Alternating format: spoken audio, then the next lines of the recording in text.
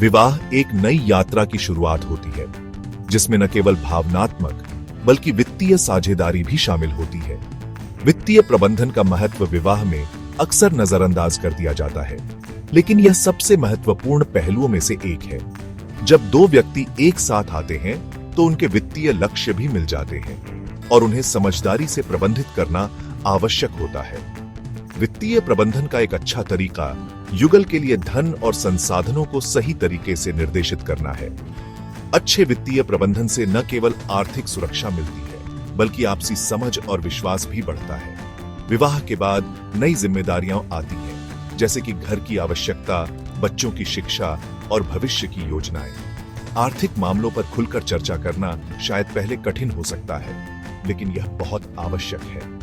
यह सुनिश्चित करता है कि दोनों साथी समान पृष्ठ पर हैं और उनके वित्तीय दृष्टिकोण में पारदर्शिता है।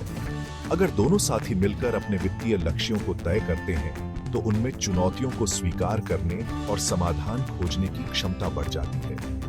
अंत में, सही वित्तीय प्रबंधन से न केवल आर्थिक स्थिरता मिलती है, बल्कि यह दाम्पत्य जीवन को भी सुखद और संतुलित बनाता है। यह सुनिश्चित करता है कि जीवन की यात्रा में कोई अप्रत्याशित वित्तीय बाधा न आए और जोड़ी के सपने धीरे धीरे साकार होते रहे। संयुक्त बजट बनाना किसी भी नवविवाहित जोड़े के लिए पहली और महत्वपूर्ण कदम है। यह बजट वित्तीय प्राथमिकताओं को स्पष्ट करता है और उन्हें प्राप्त करने के लिए एक मार्गदर्शिका के रूप में कार्य करता है। बजट बनाने के लिए सबसे पहले दोनों साथियों को अपनी आय और खर्चों की पूरी सूची बनानी चाहिए। बजट को प्रभावी बनाने के लिए इसे मासिक या वार्षिक रूप में विभाजित किया जा सकता है। इसमें आवश्यक खर्च जैसे कि किराया, खाना और बिल शामिल होने चाहिए। इसके अलावा मनोरंजन और छुट्टियों के लिए भी बजट में स्थान होना चाहिए, ताकि सभी जरूरतें पूरी हों और संतुलन बना रहे।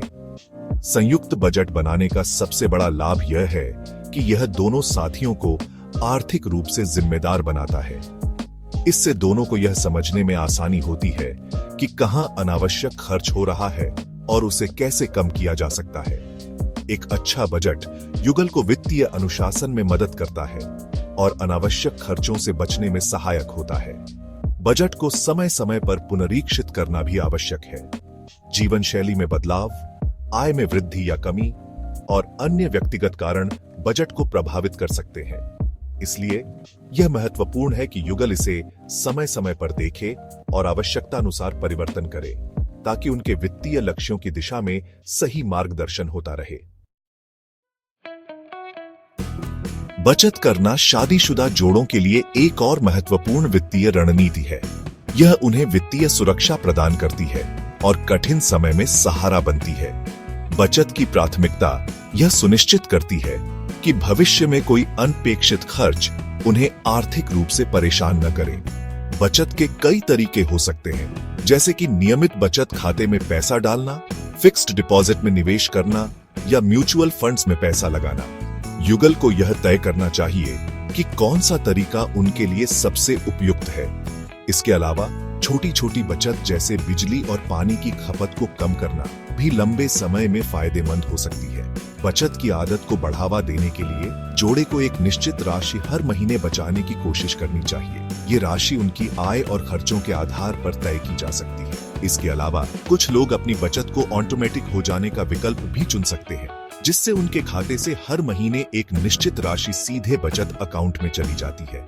अंत में बचत के लाभ दूरगामी होते हैं। यह न केवल भविष्य की सुरक्षा प्रदान करती है, बल्कि यह युगल को वित्तीय स्वतंत्रता की ओर भी ले जाती है। सही योजना और अनुशासन के साथ वे अपने दीर्घकालिक लक्ष्यों को आसानी से प्राप्त कर सकते हैं। संयुक्त खाता खोलना शादीशुदा जोड़ों के लिए एक सामान्य प्रथा है, जो आर्थिक मामलों में पारदर्शिता और सहयोग को बढ़ावा देता है। संयुक्त खाते के कई फायदे हैं।